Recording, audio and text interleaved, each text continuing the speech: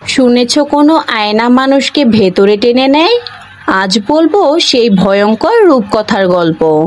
অনেক বছর আগে একটা পুরনো রাজপ্রাসাদ ছিল।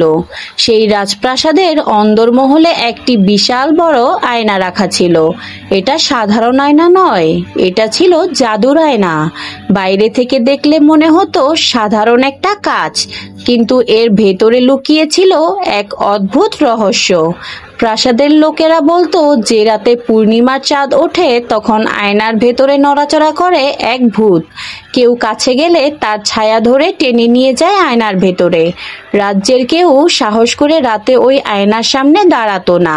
অনেক বছর পর এক কিশোর অভিযাত্রী নাম আরমান প্রাসাদে এলো। সে শুনেছিল আয়নাটির ভেতরে নাকি অসাধারণ ধনরত্ন লুকানো আছে। আরমানের কৌতূহল ছিল ভয় থেকেও বেশি।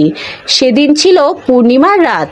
রাত গভীর হলে সে মশাল হাতে আয়নার সামনে দাঁড়ালো। হঠাৎ আয়নার কাঁচ ঢেউয়ের মতো কাঁপতে শুরু করলো। ভেতর থেকে দেখা গেল এক কালো ছায়ামূর্তি ধীরে ধীরে বেরিয়ে আসছে। ছায়ামূর্তিটি ফিসফিস করে বলল, যদি ভেতরের ধন চাও তবে তোমাকে আমার ধাঁধার উত্তর দিতে হবে। ভুল করলে তোমার আত্মা এই আয়নার ভেতর চিরকাল বন্দি থাকবে। ধাঁধা বলল ভূতটি, আমার মুখ আছে কিন্তু আমি কথা বলি না, আমার শরীর আছে কিন্তু আমি বাঁচি না, আমি কে?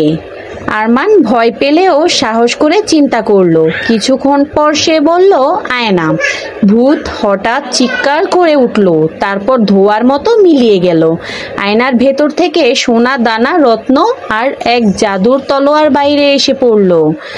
আরমান রাজ্যে ফিরে গিয়ে ধনরত্ন মানুষের কল্যাণে ব্যবহার করলো, কিন্তু সেই আয়নাটা এখনো প্রাসাদের অন্ধকার ঘরেই রাখা আছে। শোনা যায় যদি কেউ পূর্ণিমার রাতে সাহস করে আবার আয়নার সামনে দাঁড়ায় তখনও সেই ভূতের ছায়া দেখা যায়। আপনি হলে কি সাহস করে পূর্ণিমার রাতে সেই আয়নার সামনে দাঁড়াতেন? কমেন্টে জানাবেন হ্যাঁ নাকি না। ভিডিওটা ভালো লেগে থাকলে লাইক, কমেন্ট আর বন্ধুদের সাথে শেয়ার করে দিবেন।